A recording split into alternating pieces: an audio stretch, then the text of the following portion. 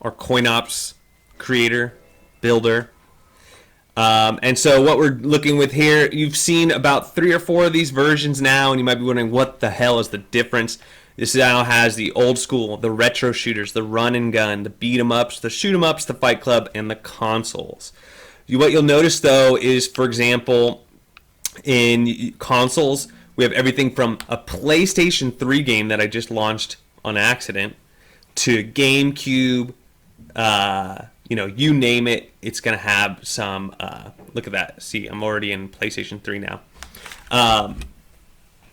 You're going to have your SNES, Sega Genesis, some Nintendo 64. I think there's even like a Commodore 64 game in there. I'm going to exit out really quick. But Afterburner Climax, you got PlayStation 3. You even have Ultimate Street Fighter, and you also have, let me get to Ultimate Street Fighter 4. You even have a PSP game here and one PlayStation 2 game. And there's about 10 or 12 Dreamcast games thrown in here as well. Here's a Nintendo 64 game, some Genesis, some Nintendo 64, some Sega Genesis. And as you see, you got the marquee logo, and then you have the video snap full screen looking good with bezels. You can easily turn shaders on and off with this build, which is really cool with any build, really. But this really is a hodgepodge build. So you got some Dreamcast, you got some Gamecube, you got some Nintendo 64, you got some SNES. It's a hodgepodge of kind of like the best games, except I'm not a big fan of Game & Watch, but I'm sure these are fun games to play.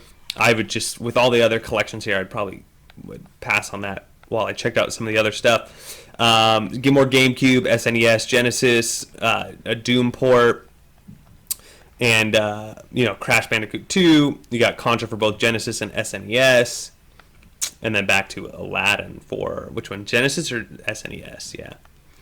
But what I also found is there is like up here, there's like an old school. I actually saw a like Daytona 2. I forget which emulator this runs off of. Also Mario Kart GP2.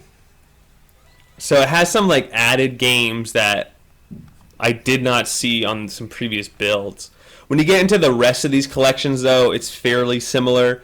There are some different games though I noticed. Not a huge difference, but some games that are definitely different.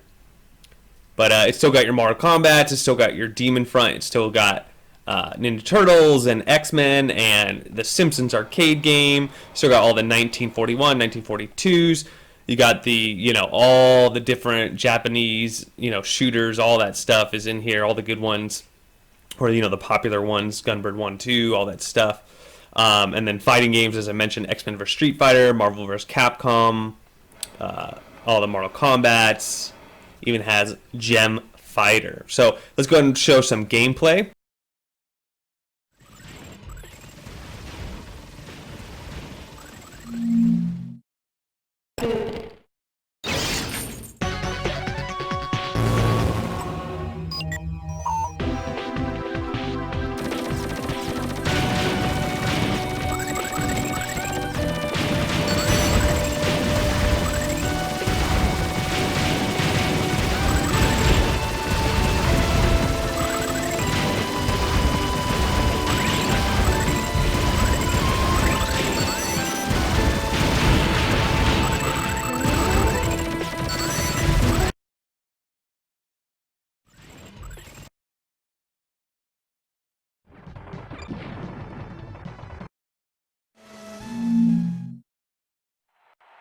Get ready for the first race! 3, 2, 1, go!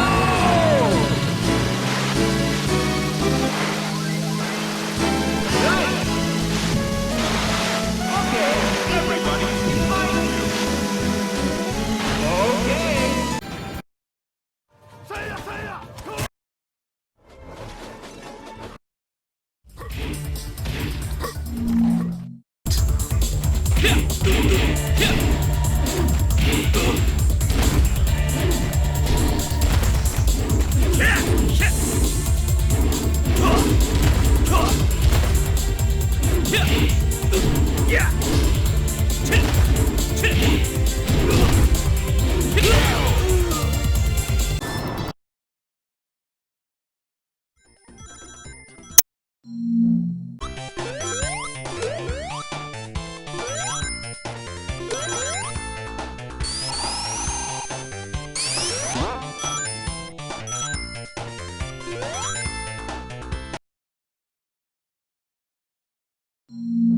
go, bub. Ready. Fight!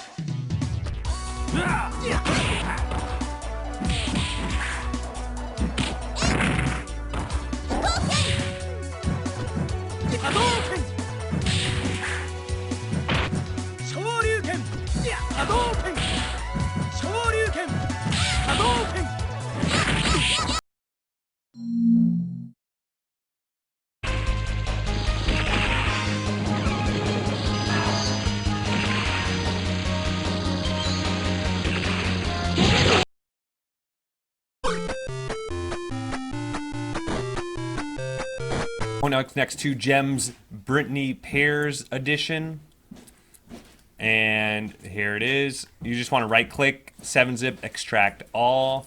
And then here it is right here. And final thoughts, another cool build. You know, it's right around the 50 gigabyte range. It's a nice size. Plenty of games here to keep you busy for a really long time while enjoying this CoinOps Next 2 build and enjoying, you know, all the easy plug and playness to it, the auto launchness, it's already set up for your controls. It really is probably the easiest plug and play PC emulation in my opinion.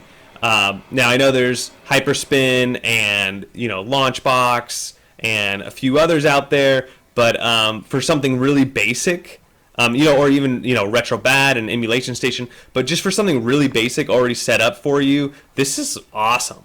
And I love the animations. I love the, you know, the feel of this and how fast it is and how fast the video snaps load and everything else. And there's just not a lot of playing around. Like, it's just down and dirty, really sweet. But at the same time, if you really like to tweak, which I know a lot of people do, you can still go over into here and mess with your settings.